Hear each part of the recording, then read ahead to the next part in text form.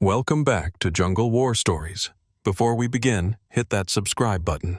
Thank you. What I'm about to tell you happened in October of 1944, in the jungles of Bataan, Philippines. For 79 years, I've kept this secret. Not because I was ordered to, because no one would have believed me. Because what I saw in those jungles violated everything I thought I knew about life and death. My name is Hiroshi Tanaka. In October of 1944, I was 23 years old, a sergeant in the Imperial Japanese Army, stationed in the Philippines as part of the occupation force. We had been there since 1942, when we'd driven the Americans out, forced them into that terrible march that the world would later call the Bataan Death March. We thought we'd won. We thought the Philippines was ours. We were wrong. I'm 102 years old now. I live in a small apartment in Osaka. My wife died in 1998. My children visit occasionally. My grandchildren think I'm just a senile old man who tells strange stories. Maybe I am. But what I saw in Bataan was real. I know it was real because 37 men saw it with me. And only 12 of us made it out of that jungle alive. In October of 1944, the war was turning against us. The Americans were coming back. MacArthur had promised he would return, and he was keeping that promise. We could hear the distant sounds of naval bombardment, could see American planes flying overhead. We knew it was only a matter of time. But we still controlled the interior, the jungles, the mountains, and we were ordered to hold them at all costs. My unit was 2nd Company, 23rd Infantry Regiment. 40 men under the command of Captain Kenji Yamamoto. We were veterans. We'd fought in China before coming to the Philippines. We'd seen the horrors of Nanjing, though we weren't allowed to talk about it. We'd marched through Malaya in the tropical heat. We'd participated in the invasion of the Philippines in late 1941. We'd been there when General Hama ordered the attack on Bataan, when we'd pushed the Americans and Filipinos into that peninsula and forced them to surrender. We'd been part of that march, the one the world would call the Death March. We'd guarded prisoners who couldn't walk, who had no food, who collapsed by the thousands. I saw things during that march that I still see when I close my eyes. Things I'm not proud of. Things that haunt me. But we were soldiers. We followed orders. That's what we told ourselves. That's how we justified it. We were just following orders. Captain Kenji Yamamoto was 35 years old, from Kyoto, a professional soldier who'd been in the Imperial Japanese Army since 1932. He'd fought in Manchuria, had been part of the Kwantung Army, had seen action against the Chinese and the Russians. He was hard but fair, demanded absolute discipline, but also genuinely cared about his men's welfare. In a military culture that often treated soldiers as expendable, Yamamoto tried to keep us alive. He'd been married for 12 years to a woman named Yuki. They had 2 daughters, Akiko, who was 10, and Sakura, who was 8. He showed me their photograph once, after a particularly brutal engagement in Luzon.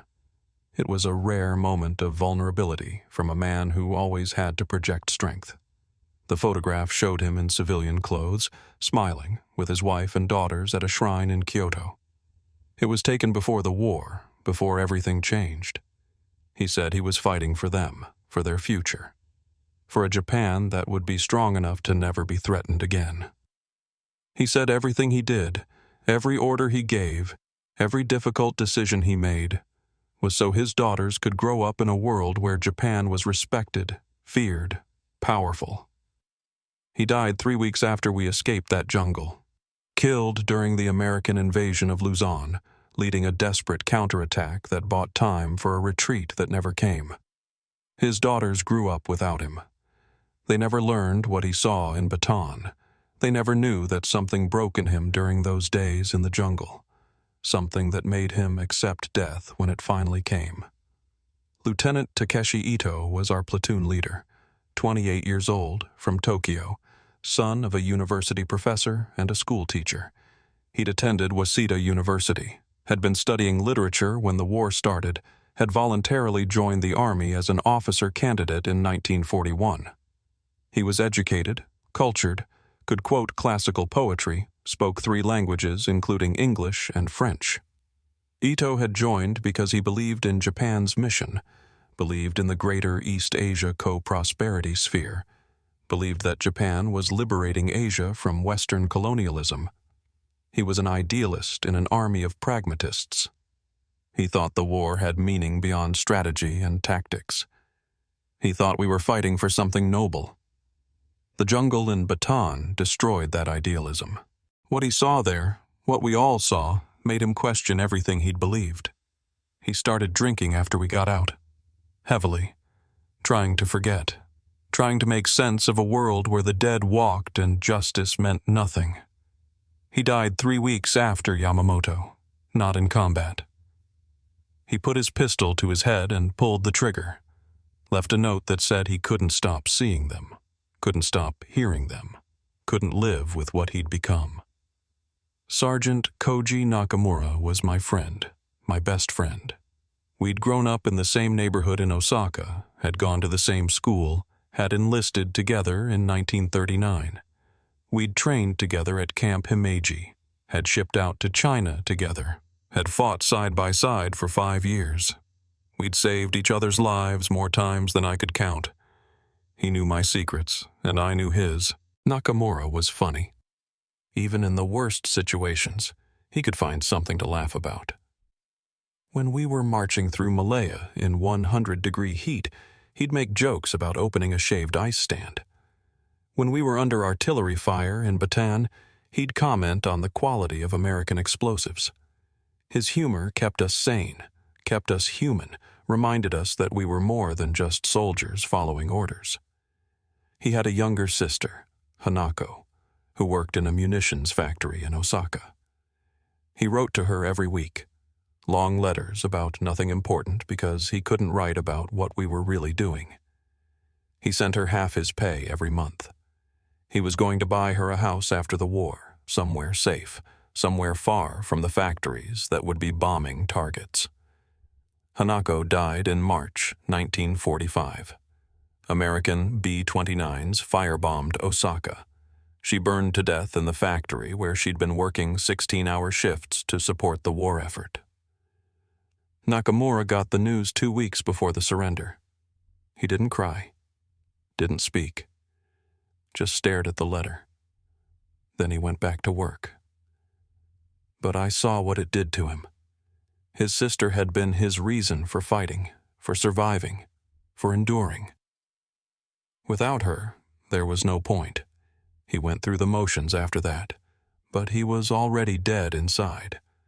When the Soviets invaded Manchuria and took Japanese prisoners, Nakamura was sent to a labor camp in Siberia.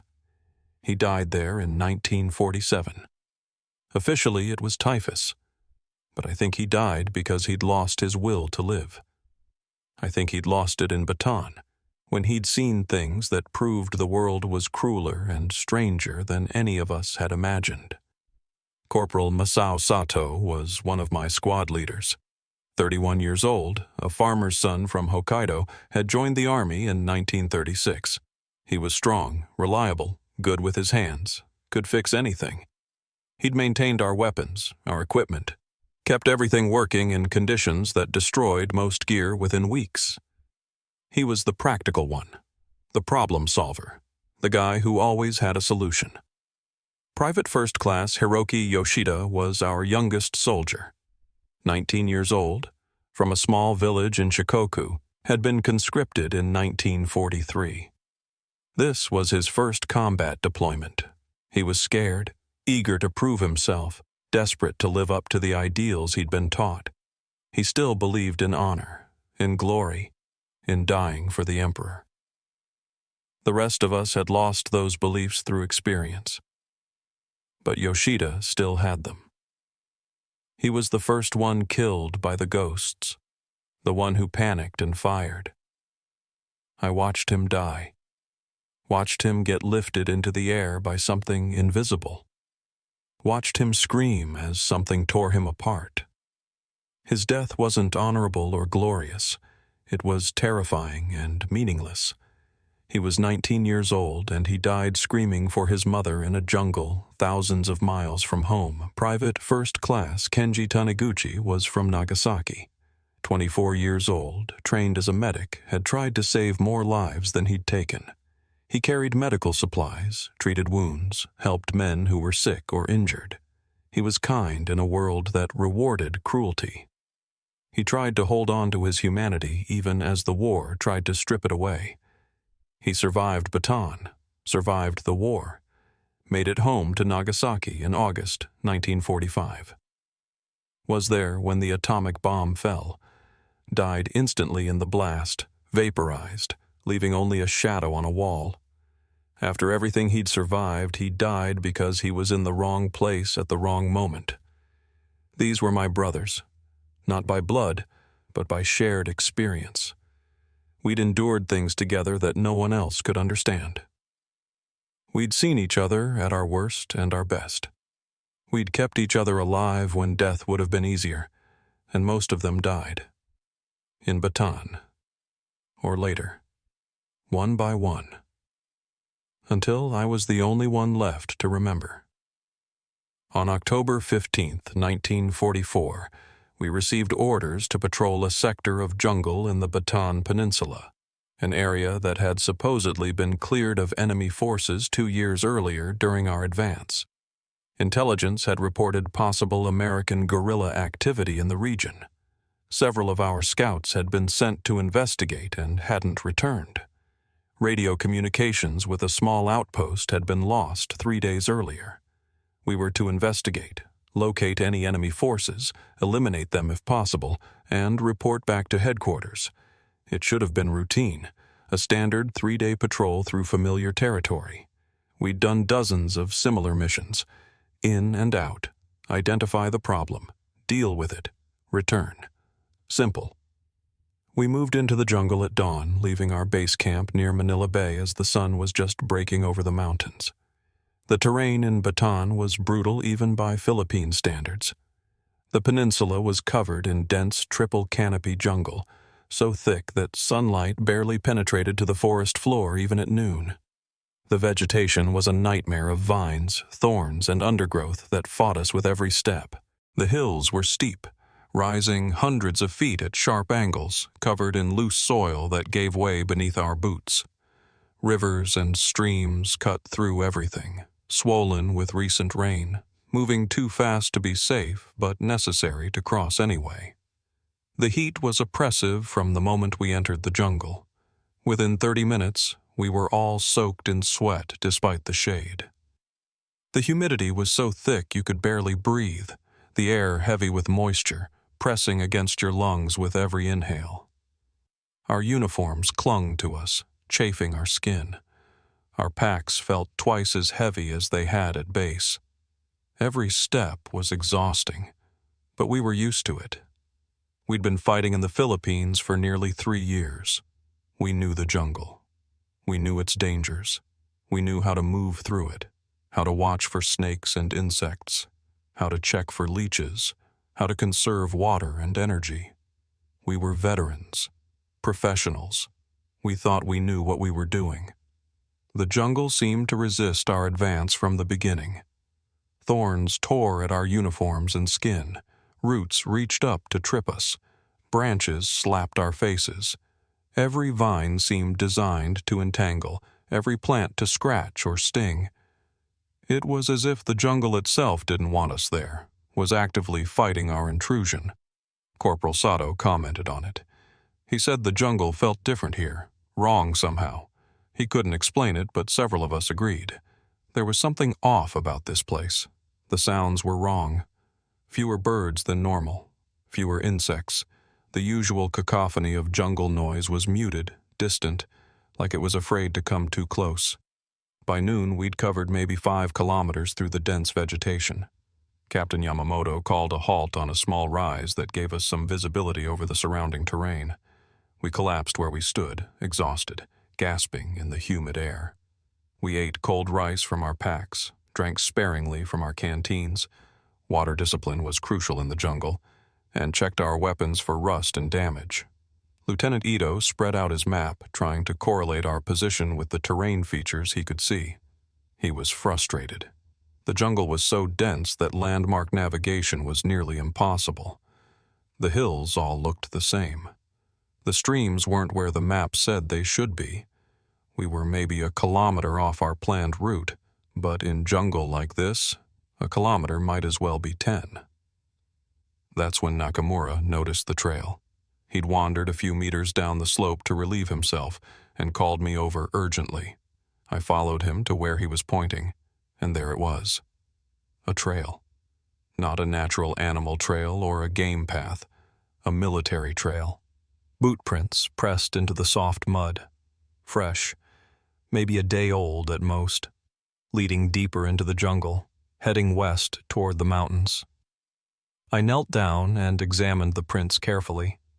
They were American. The tread pattern was distinctive. We'd learned to recognize American, British, Filipino, and Japanese boot prints through years of tracking. These were definitely American combat boots. GI issue. Standard infantry. And there were a lot of them. Maybe 20 or 30 men had passed this way, moving in organized formation, maintaining tactical spacing. Captain Yamamoto came down to look. He studied the prints in silence, his face impassive but his eyes concerned. He was making calculations, weighing options, considering what this meant. American soldiers in territory we controlled, either guerrillas who'd been hiding in the jungle since 1942 or infiltrators from the American forces that were approaching from the south. Either way, they were a threat that needed to be eliminated. He made his decision quickly. We would follow the trail, find whoever had made it, assess their strength, if possible, eliminate them. If they were too strong, mark their position and call for reinforcements. But we needed to know who they were and what they were doing in our sector. Lieutenant Ito expressed concerns about deviating from our patrol route. He said we should report this finding, request additional support, follow proper protocol. But Captain Yamamoto overruled him. We had a clear trail. We had the element of surprise. We were a full company of experienced soldiers. Whatever guerrilla force had made these tracks couldn't be more than a platoon at most. We had the advantage. We rested for another 15 minutes, then moved out, following the trail into the jungle. The trail was easy to follow at first. The boot prints were clear in the mud. Broken branches showed where men had pushed through the undergrowth. There were other signs, too. A discarded cigarette butt, American brand, a candy wrapper. Small things that confirmed we were following Americans. But as we went deeper, the trail became stranger. The prints remained clear, but nothing else made sense. There were no other signs of passage. No disturbed vegetation beyond the footprints. No snagged fabric on thorns.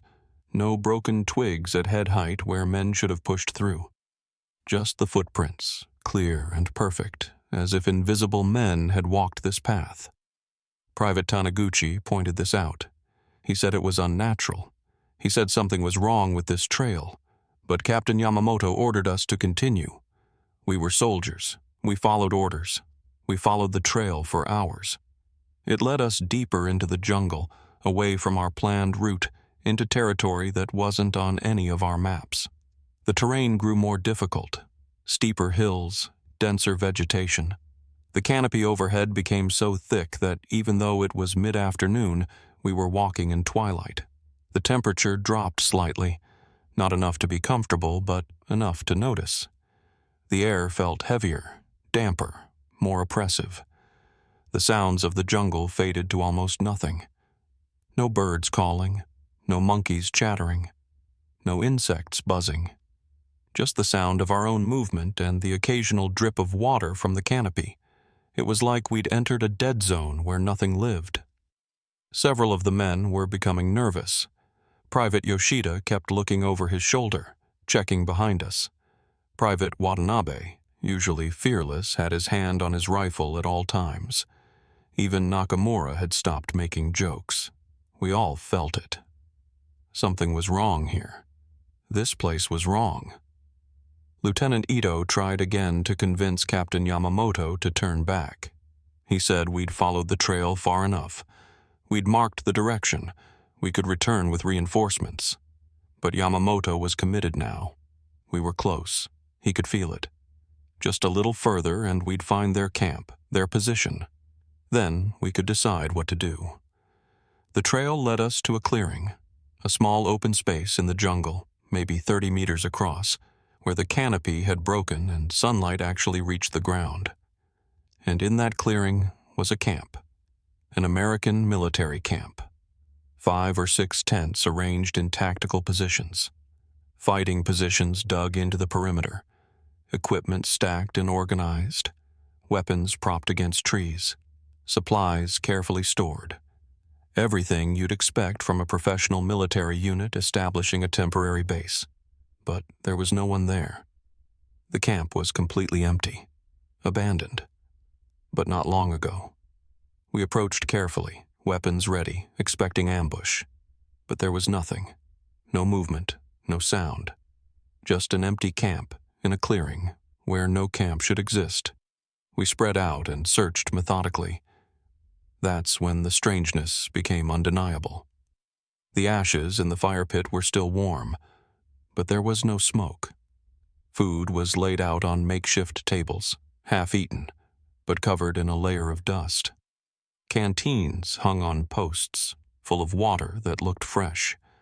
Personal items were scattered around, letters, photographs, playing cards in mid-game, all positioned as if people had just put them down moments ago. But everything was wrong. The letters were dated April 1942. The photographs were aged, faded. The playing cards were brittle with dampness despite the recent game. It was like we'd walked into a camp from 2.5 years ago that had been perfectly preserved, but also left to decay. Nakamura found identification. He called me over, his face pale. He was holding dog tags, American dog tags, names I didn't recognize, ranks and serial numbers, and dates. All the tags were dated April 1942. During the Battle of Bataan. During our advance. During the march. He'd found over 20 sets of tags, all from soldiers who should have been dead or captured 2.5 years ago. All from units that had been destroyed in the fighting. All from men who couldn't possibly still be operating in this jungle. Lieutenant Ito examined the documents we'd found. Military orders dated April 9th, 1942, the day Bataan fell. Personal letters written in March and April of that year. Maps showing positions from the old American defensive lines. Everything was from 1942. Nothing made sense. Captain Yamamoto's expression was troubled now. Even he could see this wasn't normal. This wasn't guerrillas using old equipment. This was something else. Something impossible. He ordered us to establish a defensive perimeter around the clearing. We would conceal ourselves in the jungle and watch, see if anyone returned to the camp, see if we could make sense of this situation. We took positions in the thick vegetation, hidden from view, and settled in to wait. The sun moved across the sky. Afternoon turned to evening. The brief tropical twilight came and went. Darkness fell over the jungle, absolute and complete. We couldn't see more than a few feet in front of us. We sat in the blackness, listening to our own breathing, to our own hearts pounding, to the oppressive silence that pressed in from all sides. That's when we heard them. Voices, distant at first, then growing closer. American voices, speaking English. We couldn't make out the words, but we could hear the cadence, the accent, the casual tone of men who thought they were safe. We readied our weapons silently, checked our ammunition, prepared to engage, waiting for them to enter the clearing so we could see our targets. They emerged from the tree line on the far side of the clearing. Maybe 25 men in American uniforms, carrying weapons, moving in tactical formation. They entered the camp casually, dropping their packs, greeting each other, acting like men returning from patrol. But something was wrong. Terribly, fundamentally wrong. They weren't walking. Their feet touched the ground, but they weren't creating footprints in the soft earth. They moved through the camp without disturbing anything, without leaving any trace of their passage. And when the moonlight hit them at the right angle, you could see through them. Not completely, but enough. Enough to see the trees behind them. Enough to see that they weren't solid, weren't real, weren't alive. They were ghosts, spirits, echoes of men who died in this jungle 2.5 years ago. We watched in frozen horror as they moved through their camp. They went through the motions of being alive, sat around a fire that gave off no heat, ate food that wasn't there, talked to each other in voices we could hear but that came from everywhere and nowhere. They were replaying something, repeating actions from the last days of their lives, trapped in a cycle they couldn't escape. One of them, an officer with lieutenant's bars on his uniform, turned and looked directly at where I was hiding, despite being concealed in thick vegetation, despite being perfectly still, despite making no sound. He looked right at me with eyes that were hollow, empty, dead. Then he smiled. A terrible smile that held no warmth, no humanity, no life. Just recognition. Just awareness that we were there, that we were watching, that we had entered their territory. I felt my blood freeze, felt every instinct scream at me to run, but I couldn't move, couldn't breathe, couldn't do anything but stare into those dead eyes and know that we had made a terrible mistake coming here. The ghosts began to move through the camp, interacting with their equipment, sitting by the fire that wasn't lit, eating food that wasn't there, going through the motions of being alive. But they weren't alive. They were echoes, memories, replays of something that had happened 2.5 years ago. Private Yoshida, one of our younger soldiers, couldn't take it. He panicked, fired his rifle. The shot was deafeningly loud in the silent jungle. The bullet passed straight through one of the ghosts, didn't hit anything solid, just passed through and struck a tree on the other side. The ghosts stopped what they were doing. All of them turned toward us, all at once, with that same hollow-eyed stare. And then they started moving, fast, impossibly fast, coming for us. Captain Yamamoto shouted to retreat.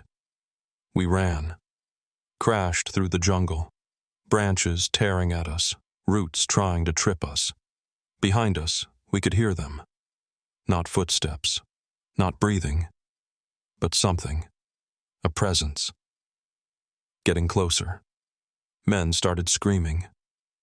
I looked back and saw Private Yoshida, the one who'd fired. He was lifted into the air by something invisible, lifted 10 feet off the ground. He screamed and screamed as something tore him apart, blood and pieces of him raining down on the jungle floor. We kept running. The jungle was completely dark now. We couldn't see where we were going. We just ran. Away from the clearing, away from the camp, away from whatever those things were. Corporal Sato fell. Just disappeared into the darkness with a cut-off scream. We didn't stop. Couldn't stop. We ran for what felt like hours, until our lungs burned, until our legs gave out, until we couldn't run anymore. We collapsed in a small ravine, gasping, terrified, trying to understand what had happened. We counted heads. 32 of us left. Out of 40. 8 men gone in minutes. Captain Yamamoto tried to establish order, tried to figure out where we were, but none of us recognized the terrain. The jungle all looked the same in the darkness. We were lost. Lieutenant Ito suggested we wait for daylight, find our bearings, get back to base, report what happened. But what would we report? That we'd been attacked by ghosts? That American soldiers from 1942 were still fighting? No one would believe us. They'd think we'd gone mad. They'd think the jungle had driven us insane. We spent the night in that ravine. No one slept. We sat in the darkness, weapons ready, watching the shadows, jumping at every sound, waiting for dawn. When the sun finally rose, we discovered something terrible. We weren't where we thought we were. We were still near the clearing. Somehow, despite running for hours, we'd gone in a circle. We were maybe half a kilometer from where we'd started. And we could hear them, the voices, the Americans, coming from the clearing, like nothing had happened, like they'd reset and were starting over. Captain Yamamoto made a decision. We would try to leave a different direction, mark our path, make sure we actually got away this time. We moved out, carefully, quietly, trying not to draw attention. We marked trees as we went, cut notches to show our direction. We were being methodical, professional. This time, we would escape. By noon, we reached our marks from that morning. The same notched trees. We'd gone in a circle again. The jungle wouldn't let us leave. Over the next 3 days, we tried everything.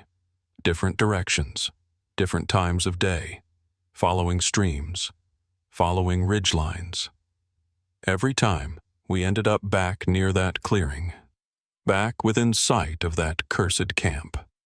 And every night, the ghosts came out. Every night, they moved through their camp. And every night, some of them would hunt, would find our position no matter where we hid, would kill more of us in ways that left no doubt they weren't human.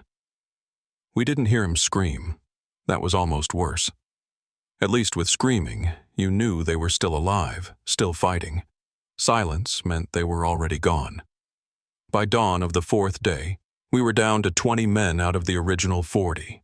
Half our company destroyed in less than 4 days. And we still couldn't escape. Still couldn't find our way out of this nightmare jungle. Some of the men were starting to break mentally. Private Saito sat rocking back and forth, muttering prayers in a language none of us recognized, not Japanese, not anything human. Corporal Honda kept his rifle pointed at the jungle constantly, firing at shadows, wasting precious ammunition on nothing. Private Kuroda refused to eat, said the food was poisoned, said the ghosts were trying to kill us from within. Captain Yamamoto was losing control of his command.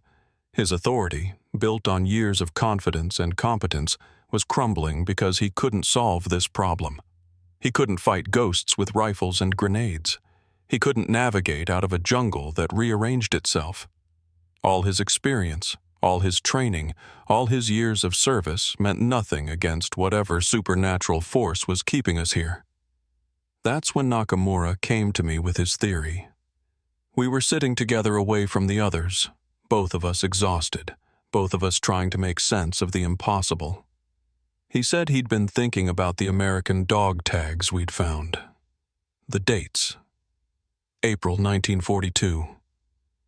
He said that was near the end of the Battle of Bataan, just days before the American and Filipino forces surrendered to us. He said, what if these soldiers had died here during our advance?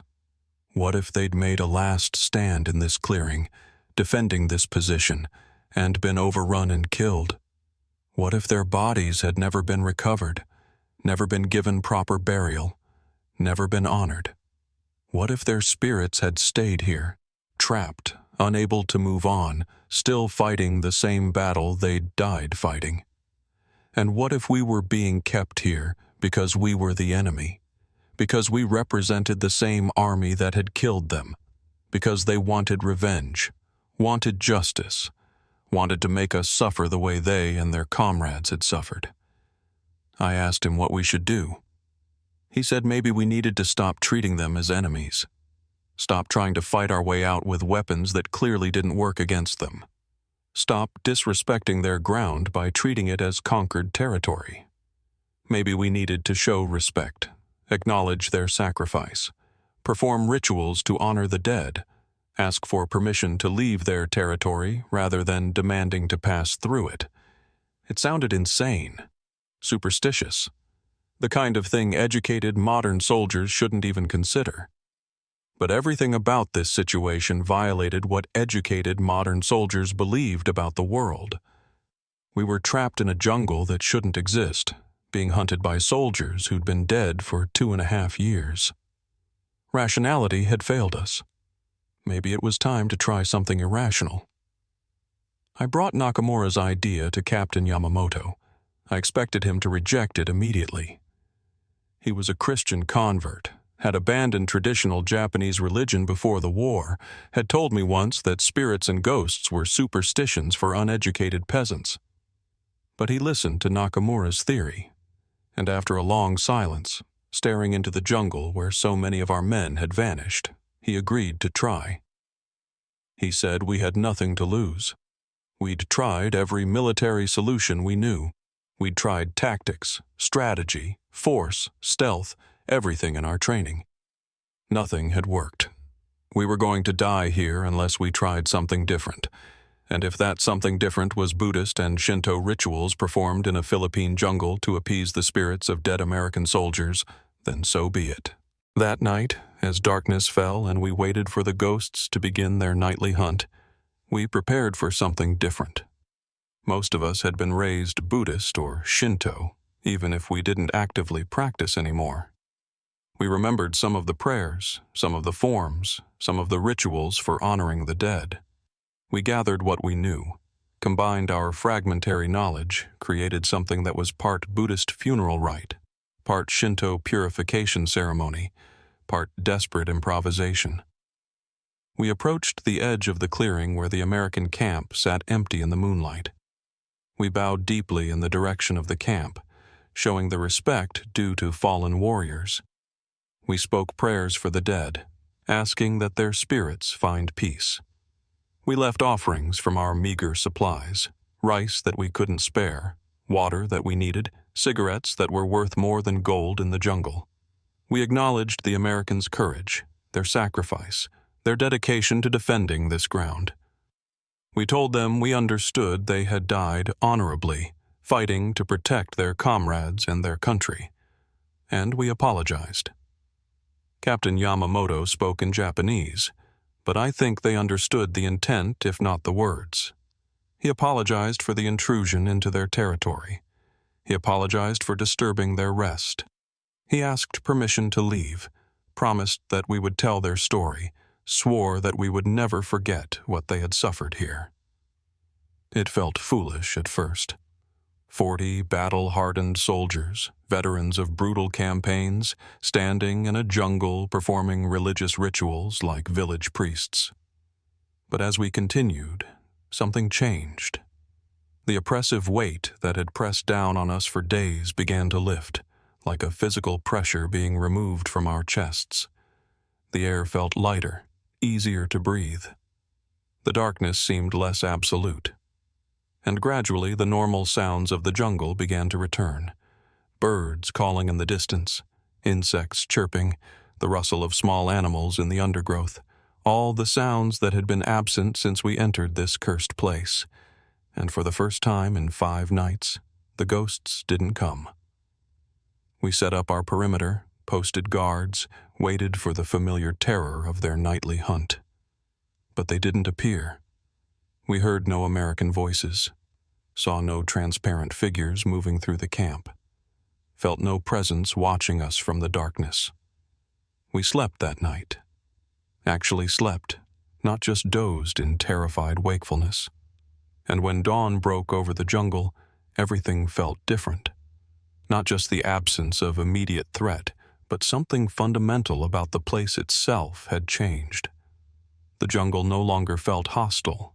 The oppressive atmosphere was gone. It was still dangerous. The jungle was always dangerous. But it was natural danger now, not supernatural. Just jungle. Just nature. no longer a prison. We packed up our equipment carefully, respectfully, like guests leaving someone's home rather than soldiers abandoning a position. We bowed once more to the clearing, to the spirits we could no longer see but knew were still there. Then we started walking south, toward where we hoped Japanese lines would be. This time was different. This time we found a trail, not mysterious boot prints from dead soldiers, just a natural game trail cutting through the undergrowth. This time the terrain matched our maps. This time our compasses pointed consistently in the same direction. This time, when we marked our path and looked back, the markers were where we'd left them. This time the jungle let us leave. It took us 4 more days of hard marching to reach Japanese lines. 4 days of exhausting travel through difficult terrain, crossing rivers, climbing hills, cutting through undergrowth. We were sick, malnourished, dehydrated, exhausted beyond what most men could endure. But we were out. We'd escaped. 12 of us made it to safety, out of 40. 28 men lost in that jungle over the course of 8 days. When we reached headquarters, Captain Yamamoto filed his report. I read it later, after the war. It described a routine patrol that had encountered unexpectedly strong guerrilla resistance. Multiple ambushes over several days, heavy fighting, casualties mounting as we tried to withdraw. Finally breaking through the guerrilla lines and reaching safety. It was a plausible story. It fit the known patterns of guerrilla warfare in the Philippines. The casualty rate was high, but not impossible given the circumstances. The report said nothing about ghosts or spirits or impossible jungles. Nothing about American soldiers who'd been dead for 2.5 years. Nothing about supernatural forces or Buddhist rituals or asking permission from the dead. No one questioned the report. Why would they? Casualties from guerrilla action were common. The losses were terrible, but explainable. The story made sense within the framework of the war everyone understood. No one wanted to hear about things that violated that framework. Captain Yamamoto never spoke about what really happened. Not to me. Not to any of the survivors. Not to his superiors or his peers. He carried it in silence. But I saw what it did to him. He started taking risks in combat that no experienced officer would take. Leading charges personally that should have been delegated to junior officers. Volunteering for the most dangerous missions. Seeking death without quite admitting that's what he was doing. 3 months later, when the Americans invaded Luzon and began pushing toward Manila, Yamamoto got his wish. He died leading a counterattack against American tanks, charging with just a sword against machine gun fire and armor. The official report called him a hero, said he died honorably defending the emperor. But I think he died because he couldn't live with what he'd seen. Couldn't reconcile the supernatural horror of Bataan with his rational understanding of the world. Couldn't carry the weight of 28 dead men whose souls he couldn't save. Lieutenant Ito lasted 3 weeks longer. He started drinking heavily after we got out of that jungle, violating regulations, no longer caring about discipline or consequences. He said alcohol was the only thing that let him sleep without seeing them, without hearing their voices, without remembering hollow eyes and transparent bodies and the screams of men being taken into darkness. On November 18, 1944, he put his service pistol to his head and pulled the trigger. His suicide note, which I saw decades later in archived records, talked about the jungle, about the Americans who wouldn't die, about spirits that defended their ground forever, about a world where death meant nothing and justice was cruel and meaningless. It was the confession of a man whose worldview had been shattered and who couldn't find a way to build a new one from the pieces. Nakamura survived until 1947. He made it through the rest of the Philippine campaign, through the surrender in August 1945, through the chaos of Japan's defeat and occupation. But he was captured by Soviet forces in Manchuria and sent to a labor camp in Siberia. He died there of disease and neglect, another casualty of the war that continued in prison camps long after the fighting had stopped. His last letter home, which never reached his dead sister, talked about Bataan, about the American soldiers who wouldn't leave their post, about spirits that defended their ground for eternity. He said he understood them now, said he respected them, said if he died in Siberia, maybe his spirit would guard Japan the same way those Americans guarded Bataan. The other survivors scattered after the war. Some died in the final desperate battles as American forces advanced through the Philippines and then toward the Japanese home islands. Some made it home, lived quiet lives, never spoke about what happened. I never tried to contact them. What would we have said to each other? What words exist for what we experienced together? I surrendered on August 15, 1945, when Emperor Hirohito announced Japan's capitulation over the radio. I spent 2 years in an American POW camp near Manila, expecting every day to be executed for war crimes. I had participated in the Death March. I had seen things, done things that haunted me. But the Americans were merciful, or maybe just tired. They fed us, treated our diseases, and eventually sent us home to a Japan that had been utterly destroyed. I came back to Osaka in 1947 to find my neighborhood reduced to ashes from American firebombing. My family home was gone. My parents had died in the bombing. My younger brother had been killed on Okinawa. I was 26 years old, and everything I had known was destroyed. I got a job in a factory making electronics. Met a woman named Keiko who had also lost everyone. We married in 1950, found comfort in shared grief and the need to build something new from the ruins. We had 3 children, a son and 2 daughters. I watched them grow up in a Japan that transformed from ashes to prosperity, from militarism to democracy, from enemy to ally of the Americans. I never told them about Bataan, never told my wife, never told anyone. I buried it deep, tried to forget, tried to pretend it had been a fever dream or stress-induced hallucination. But I never forgot. Not really. In quiet moments, in darkness, in dreams, I was back in that jungle, hearing American voices, seeing transparent figures, watching my comrades vanish into the night. Keiko died in 1998 after 48 years of marriage. My children are in their 60s and 70s now, with grandchildren and great-grandchildren. They visit occasionally, bring the little ones to see the old man. They think I'm senile when I talk about things that don't make sense. Maybe I am. Maybe memory and trauma have twisted everything I experienced until I can't separate truth from delusion. But I know what I saw. I know what happened in Bataan. And I know those spirits are still there. I'm 102 years old now. I'm the last one alive who remembers.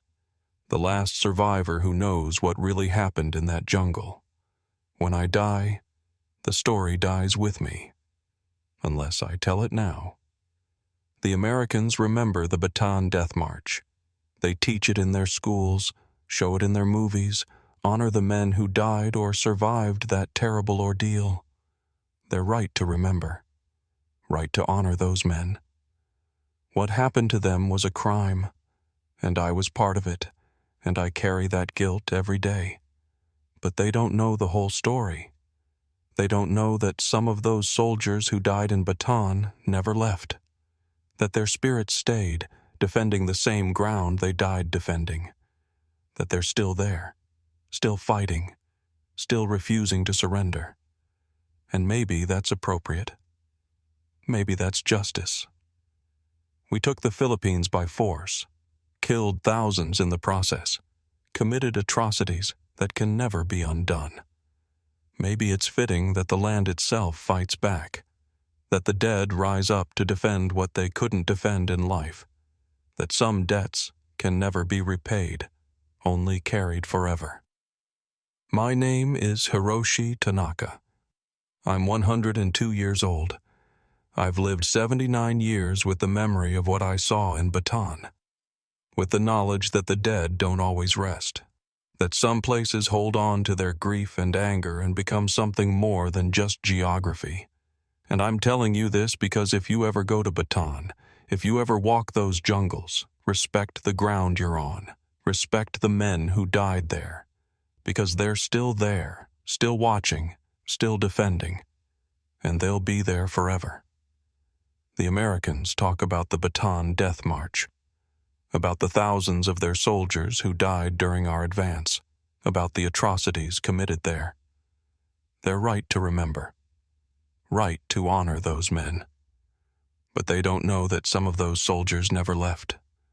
Some of them are still there, still fighting, still defending Bataan, and I think they'll be there forever.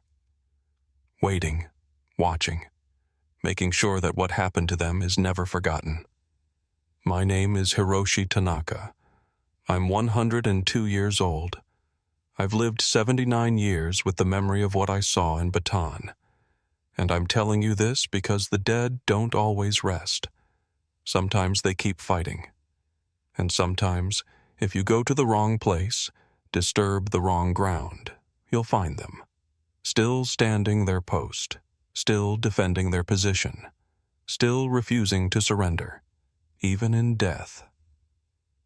Thanks for watching Jungle War Stories. If this story affected you, hit that subscribe button.